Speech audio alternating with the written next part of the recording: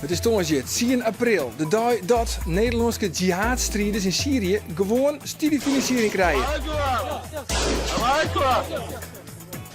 Het is ook de dag dat bekend wordt is dat het net goed gaat met de visstoorn in de Waadzee. En Joert, zullen we in Bind praten over de Johannespassion van Bach.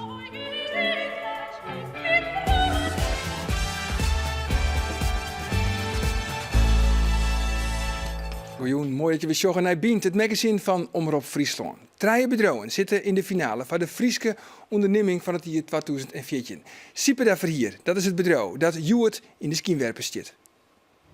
En hoe bevalt het? Ja, super. Ja, echt heel erg leuk. Je wordt niet betaald voor dit antwoord? Nee.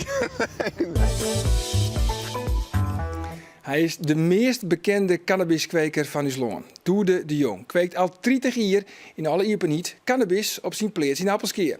En morgen dan zit hij voor de rechter. Het is een principiële zaak die het in het hele land volgen wordt. De Jong vindt de wet hypocriet. Want hem keep je in de koffieshop, dat is geen probleem. Maar het kweken, ja, dat is illegaal en dus strafbaar. Hij zit nu hier in de studio. De Jong, welkom. Dank u wel. Ja, feitelijk hing het jou morgen een boete van €1.000.000 boven de holle. Ja, dat is verschrikkelijk. Hè? Ja, maar wat voor gevoel zit jou hier? Nou ja, maar het gevoel van, dat ik het in feite heel verdrietig vind. Aan de ene kant dat me dat ondienen wordt en aan de andere kant heel lullig in feite.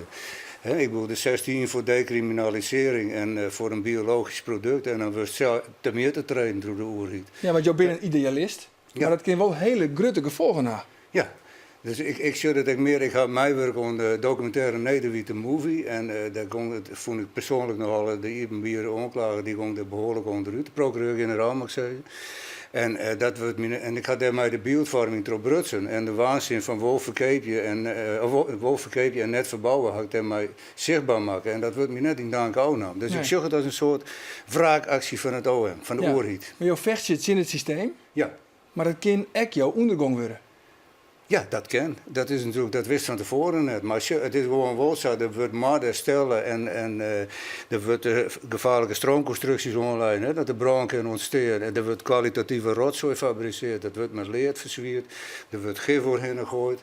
Ik bedoel, er wordt, dus om dat zien te gaan is het wel belangrijk dat het legaliseerd wordt. Ja, jou bent zelfs een Ik ben soort een van... betrokken burger in feite. ja, een zeer belutsen burger, een Ja, soort absoluut. Don Quixote, misschien ook wel. Nou, dat hoop ik net. Maar Nee, dat hoop ik. Maar toch gewoon wil je ook wel niet een soort van knuffelteler, hè? Zo had je, ja, knuffelkweker. Knuffelkweker. Maar ook de kanageus. De kanig, maar dat ben ik zelfs mensen die net weten waar het jou binnen. Nee. Dus even ter introductie. Nou ja, ik ben dus Hier, daar komt hij al. Oh ja. Kweekt heel graag wiet. Dat had hij altijd al gedaan. En dat vindt hij hartstikke leuk om te doen. Maar ik er net. Ik ga altijd vroeger zijn, ik wil net graag een boer trouwen. En dan had ik wel eens toch van, ik ga weg een boer, want je bent er altijd mee bezig. Ik zei ze altijd, jou doe er maar een bult groen en een skep, dan is hij heel tevreden. Maar hij mij altijd graag in de groen werkje en met planten bezig wezen. En hij had zich specialiseren in de wit. Ja, zie je alles wat steeds?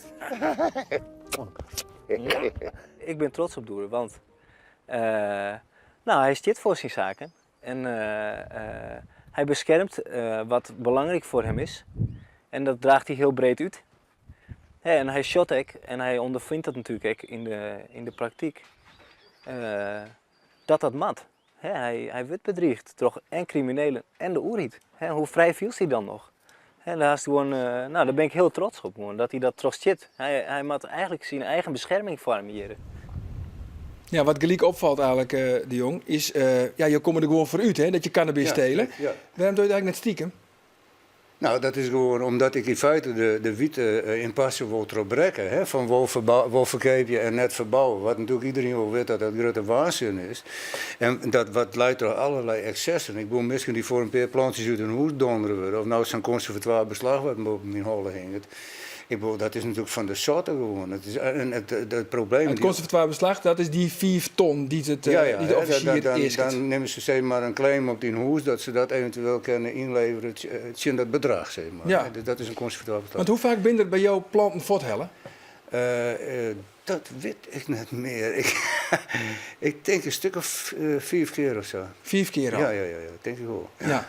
Ja. En dit kan vanzelfs een historisch proces worden. Want, Dat hoop ik wel, ja. Ja, want jou wil net alleen nog vrijspraak. Nee. Je wil ook de wet verhoren. Ik zou een ontheffing houden willen. Ja. Ik zou een ontheffing houden willen om bijvoorbeeld aan een koffieshop verantwoorde wiet te leveren. Ja. Dus het is net alleen, dat wordt altijd duidelijk van dat is een dikke joodwolf of een graai, dat is helemaal net in vragen. Ik vind het gewoon hartstikke leuk om te doen.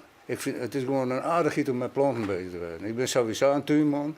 Ja, doch het dan met begonia's. Wat zei je? Als je een plantenman bent, doch het dan met Ja, begonia's. maar je bent net te roken. Nee, dat snap ik. Dat snap ik. Want dat is nou de crux van deze hele zaak. Ja, precies. Nee, maar dat dacht ik dus. Ik heb begonia's, maar ik verbouw ik groenten. En ik ga nou dus over sippels en spinazie en sla in de tuin van alles. Dus dat maak ik graag wel. Dus, Ja, maar meestal raad je er wel verslaafd om, dus dat is het nee, kwalijk. die raad je er net verslaafd om. Want ook is het makkelijk een paar weken zonder of een paar maanden, dan begint je net te stuiteren of wat er gebeurt, helemaal niks. Dus ik bedoel, om te zeggen dat mensen er zal wel een bepaalde gewenning optreden, dat is wat hoor. Maar dat denk ik alle dagen een bakje koffie. Dus dat, maar suiker of wat, dat is echt niet echt zo'n en dat doe je echt altijd. Nee, maar vaak je dat ik van kweer ontergen, toch? Je begint misschien eerst met een blootje en daarna komt ecstasy en dan komen oordingen. Nee, nou, dat is wel frappant als je het nou zei, want ecstasy en LSD en paddenstoelen staan onderaan de lijst van de RIVM. Onderaan, hè? Dus dat houdt in op sociaal gebied en op fysiek en psychisch. Levert dat de minste schade op. Ik zou het nog een keer zeggen, paddenstoelen, ecstasy en LSD staan onderaan de lijst. Ik bij de Lancet. Het zal maar net meer omgaan. Nee, een gerenommeerd medisch tijdschrift, daar zit het onderaan de lijst.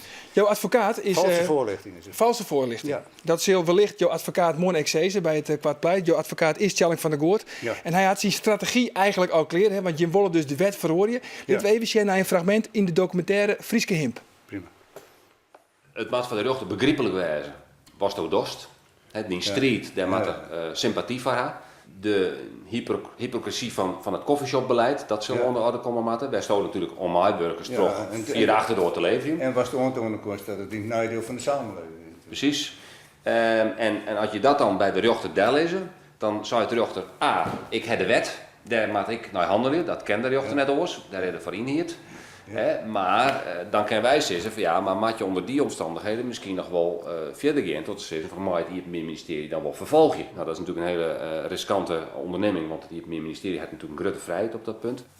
En als dat net zo is en dat het net kent, dan zou je de rechter vregen maken om als het ware mee te werken aan die politieke strijd van die. Beziek je die rechter zover te krijgen dat er maar de voet op tafel slaat, dat er staat politiek, wetjouwer, dit kerst aan het lange, door die jongens het slachtoffer van je eigen beleid, dus verhoor je die wet. Ja, dat is dus de strategie van Tjalling van der Goort. Ja, kreeg. Maar hoe krijg je iemand aan zijn fammekoor dat de rechter dus in die aan zijn sympathie krijgt van de strijd die jou volgt? Nou ja, daar wil ik altijd zeggen van als de wet wordt verhoord, dan mag naar de Tweede Kamer wijzen of een referendum beginnen. Het is dus zo, in de Tweede Kamer zijn 129 zetels die voor het openhouden van de koffieshop binnen. En als je daarvoor bent, dan kun je net een beleid invoeren van bestrijding, wat het zou leiden dat ze moeten sluiten. Want dan ben je onwaarachtig bezig. Dus, en er komt nog bij, die opiumwet 3b, die is natuurlijk een derde letter. Want ik bedoel, de realiteit is dat er in de coffeeshops wiet verkocht wordt. Dus ik bedoel, bij mij vervolgt hij tot een... Dus, en wordt in feite al 30, 40 jaar lang wordt de opiumwet en de internationale verdragen worden onder hun leeslaat, zeg maar, Ik wil nog even naar het oor, naar de politie. Want José, de hennepteel, die mag we legaliseren. Maar de politie, die shot het eigenlijk net zitten. Ik heb even een zien. De criminaliteit wordt door regulering niet aangepakt. Het is voorstelbaar dat de georganiseerde criminaliteit zich gaat toeleggen op het rippen van de legale hennepkwekerijen. Een fenomeen dat nu al geregeld voorkomt en vaak gepaard gaat met extreem geweld en hoge veiligheidsrisico's voor de personen in of nabij de betreffende hennepkwekerij. Mishandeling, gijzeling, liquidatie.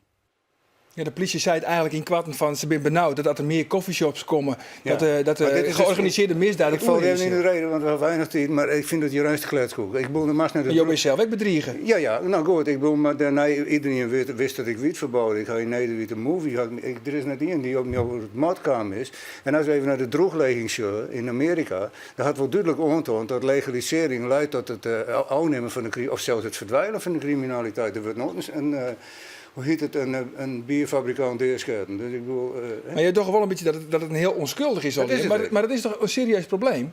Nou, dat komt gewoon omdat het verboden is. Ja, als het ook gewoon het wolk is verkeepje en net verbouwen, ja, dan creëer je zelf als oerigheid de criminaliteit. Je moet de lokste teelt en mij echt uit. Ja, maar wat zo'n hier zeggen ze dan, Tjen, bijvoorbeeld de mem die nou ook zit te Sjen, wielst haar zoon misschien ook een soort drugsbroek het die ten onder gaan is. Hij gaat net om cannabis ten onder. En dan wil ik ook nog eens zeggen, van, net iedere drugpost bij iedereen. Er ben ik zelf mensen die moeten geen alcohol drinken, want die worden er stront vervelend van. Dus ik gewoon, en zo leidt het met cannabis. Er zijn mensen die kennen dat beter net broeken, maar dat geldt voor alles natuurlijk. Ik wens je morgen een heel soort succes. Dank u wel. Oké. Had ik wel nodig. Ja, en we zullen het volgen. Ik wil nog even zitten. Ja, yes. Nog 4 nachtjes sliepen en dan is het Safir. De finale van de Frieske onderneming 2014. In Bient hebben we deze week de 3 nomineerde bedrijven zien tot de eigen van de werknemers. Joert Sipeda Verhuur. Het bedrijf had overvestigings in het noorden en is op een soort plakken te vinden. Het is een komen en gaan bij Sipeda Verhier in Ljouwert. Hier is de afdeling stijgenbouw vestigen. In 2000 is er een nieuwe start maken met deze poort van het bedrijf. Atse de Boer wie er van het begin al bij. In 2000 ben we naar de vestiging Leeuwen gegaan. Ben ik met mijn collega Ad Sats mee gegaan. Daar hebben we de vestiging stijgenbouw eigenlijk helemaal opnieuw weer opzetten. Omdat het eigenlijk net net aan eisen voldoen. En zodanig ben we elk jaar eigenlijk 10% groeit. Nou ja, totdat we op een gegeven moment hier bedaren binnen maar de formatie waar we hier mee zitten. En is er meer bijzondere projecten waar we nog maar in tekenen binnen? Nou ja, de Fjordtour in Heerenveen of in Schiermonnikoog. Kwartlien Auron, die stiet inmiddels in de steigers. Alles kan in de steigers, ook de Fjordtour van Schiermonnikoog. In het voor wordt alles tot in de details uitrekenen. Hier is de werkvoorbereiding van de steigers. Hier komen aanvragen binnen van de steigers. En die worden uiteindelijk bij opdracht worden de steigers hier uitwerken. En dat we heel soort weer uitwerken. Heel soort kind nog gewoon maar de steigerbouwers zijn eigen fantasie. Maar alle grote projecten worden uiteindelijk uittekenen en uitwerken toch eens technisch bureau. Sipeda Verhier kregen in 2006 een nieuwe eigenaar. Op dat stuit winnen er 6 vestigings. Nou bent er Alve in het noorden van het land. Het is opvallend dat het bedrijf groeit, want juist in de bouw heeft de crisis het taslijn. Op het heden is de bouw van de melkfabriek van EUR Fonterra op het Jereveen de grootste bouwlocatie van het noorden. Sipeda had op de bouwplaats een tijdelijk depot. Ja, tijdelijk extra vestiging tot eind van dit jaar. Waar wij de stijgerbouw beleveren in de fabriek. En alle hoogwerkers, licht, lucht en stroom. Daar kunnen we het wel mee samenvatten. En wij hebben hier ook een tijdelijk kantoor van waaruit wij de facturatie doen. Goedemiddag. Goedemiddag. Nou, hier hebben we Sjoerd en de Gossen. Ook wel zetten mus, dat heeft mogelijk. Ja, jongen, de rest die er nou is. Ja, Sipeda die bouwt stijgers voor iedereen, verhuurt aan iedereen. En we steken voor iedereen kleren, dus vergeet je nooit nee. En we maken het voor iedereen kleren. Had het mooi staan, maar dan staat het mooi. En hoe is het om het te werken? Ja, best. Voldoende best. Ik ben al haast 4 jaar hier, dus ik heb nooit in klaar. Nee. Op een gegeven moment het standaardwerk wordt standaard en dan komt het in de sleur. En het probleem is en het moet ad hoc opgelost worden. Want een bouwploegje stilstaat en je kent regelen. Nou, dat houdt je wel een goed gevoel. Ik werk nu bijna 1,5 jaar bij Sipeda Verhuur. En daarvoor heb ik ook bij andere verhuurbedrijven gewerkt. En ik kom uit de industrie. En hoe bevalt het? Ja, super. Ja, echt heel erg leuk. Je wordt niet betaald voor dit antwoord? Nee, dit is gewoon... Het is lekker een onbevangen sfeer. We zijn met een grote groep, met allemaal voornamelijk kerels, met dezelfde instelling, met dezelfde mentaliteit. En we doen het ook met z'n allen. En dat maakt het zo leuk. En morgen dan zien we bij de winnaar van Vliende hier, het bedrijf Steensma, dat producten maakt voor de bakkerijsector. Vakmuzikanten en amateurs die het mijlkoor muziek maken in de geest van de grote componist Johann Sebastian Bach. Daar is hij al. Dat is het idee achter de Nederlandse Bach Academie. De academie organiseert concerten, cursussen en masterclasses. Oprichter is componist Hoyte Pruksma en uw eigen zaakkundige Steven Sterk zit ook bij u aan tafel. Heren, welkom. Ja, Johann Sebastian Bach, is hij de meest briljante componist eer? Ja, in mijn opzicht er is een tijd voor Bach en een tijd na Bach. Dus krijgen ze maar Rembrandt, een tijd voor Rembrandt en een tijd na Rembrandt. En voor Mondriaan en na Mondriaan. Wat maakt hem dat zo briljant? Hij is de grootste. Bach is de grootste omdat hij als net een orencomponist altijd in de midden uitkomt, een balans vindt tussen ratio en gevoel, tussen vocaal, tussen melodie en harmonie. Hij is de grootste omdat alle mensen na Bach hem eigenlijk als leermeester hand hebben. Ja, dus Beethoven, Mozart, ze hebben alle gekopieerd. Het is geen plagiaat, maar ze zijn allemaal schatplichtig om Bach. Oké. Ja, ze hier net dat dwang in als Bach en net West hier. Ja, en dan is er dus nou de Bach-academie. We weten nou waarom de kern is van Bach. Dat weten we nou. Maar wat is nou correct de Bach-academie? De Bach-academie is een praktijkgerichte opleiding waarin professionele muzici samenwerken met vakstudenten en die het ambacht terughouden. Een soort meestergezel idee. Maar het is een piramidale opbouw. Van, als dan heeg begint, dan heeft het door de professionele mensen, dan heeft het door de instrumentalisten, dan heeft het door de vocalisten. Mensen uit het Nederlands Kamerkoor die er aan meedoen, waar wij een partnerschap mee omgaan binnen.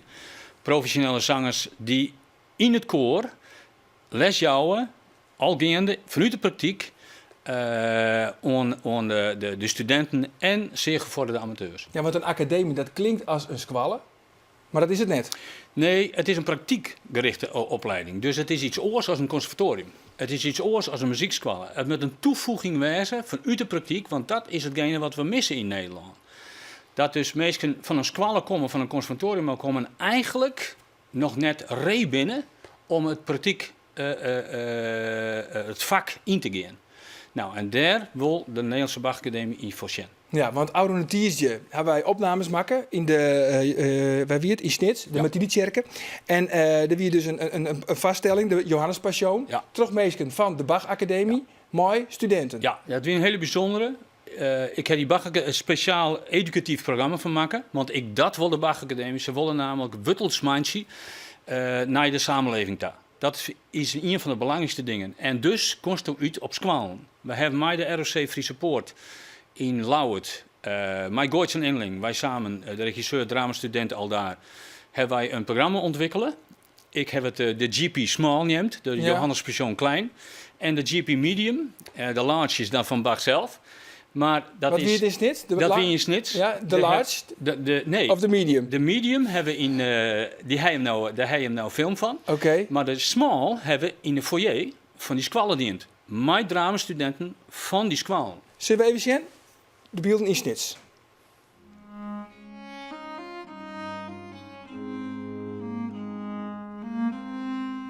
We hebben straks een voorstelling van Bach. Dit is de slagboom. Dat stelt dan voor dat straks de vluchtelingen staan erachter, maar die mogen er niet doorheen. En wij spelen de vluchtelingen. Dus het is eigenlijk twee verhalen door elkaar. Het is de lijdensweg van Jezus. Dat wordt gezongen en verteld door de solisten. En de lijdensweg van vluchtelingen. Wat dus nu ook nog gebeurt in het dagelijks leven. Of in Sudan of in Afghanistan. De jongelui die het meedoen, die zongen het al. Die beginnen het al te zongen en die kennen het al. En die beginnen de allereerste keer dat het jaren zussen soms wat vreemd. En dan denken ze van, nou ja, dit is heel ouderwets. Maar als het jaren, komen ze erachter dat het swingt als het trein. Want Bach swingt als het trein. Sander, nu moet je even maar reageren. Zal ik deze uitnodiging aanhouden? Ik vind het heel hoog niveau. Want het is zo spontaan, het is zo direct, het is zo eerlijk. Het is zo echt. Ik krijg er koude rillingen van.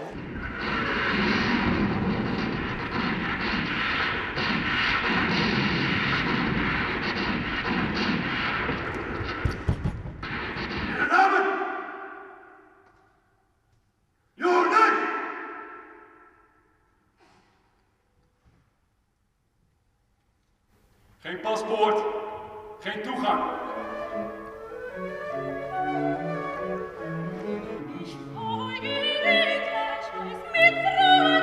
Het wie hier betiet. Zelfs gingen ze het rechtsgebouw net in. Al het kruis, al het kruis, al het kruis. Al het kruis, al het kruis, al het kruis. Ik heb snel wat kleren, een pop en een foto van mijn familie gepakt. Dat ben ik onderweg allemaal kwijtgeraakt. We moesten zo snel vluchten dat we niet eens op mijn moeder en zusje konden wachten.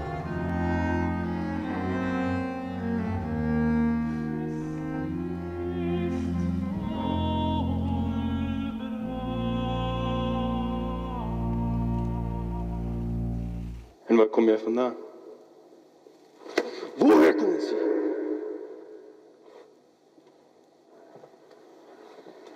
Antwoord!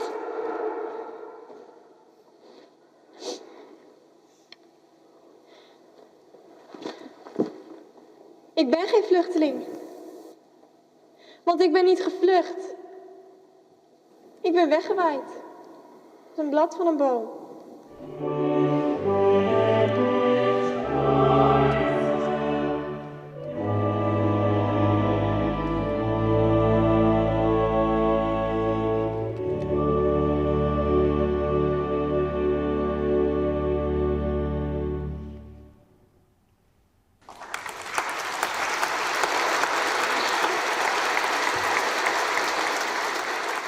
Als je erover nadenkt dat mensen dit echt meemaken en dat zo'n bewaker meisjes ook zo, ja, dat is best wel heftig.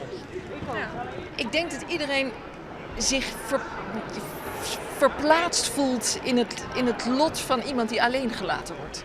Ik denk dat dat heel erg overkomt. En dat is de overeenkomst tussen het verhaal over Christus einde en deze vluchtelingen. Wat een deken dan niet kan doen, hè? Wat een deken dan niet kan doen, dat is heel veel waard. Ja, dat die de uitviering van Johannes Passion in de Martinikerk in Snit. Steven, wat vind je van dit initiatief?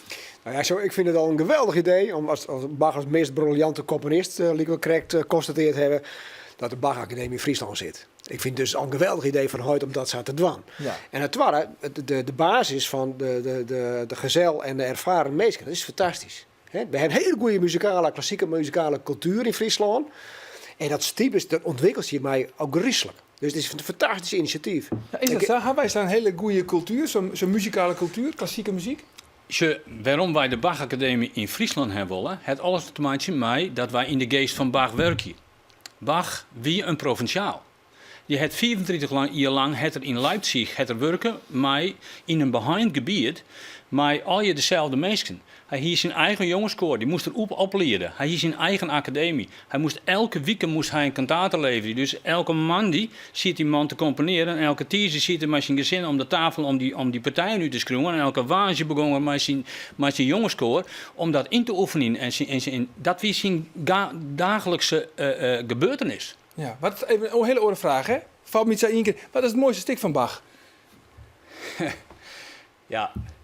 Ik ken heel soort. Wist Steven die vreegde mij dat en ik ken daar eigenlijk geen antwoord op. In die zin van alles wat Bach maakt.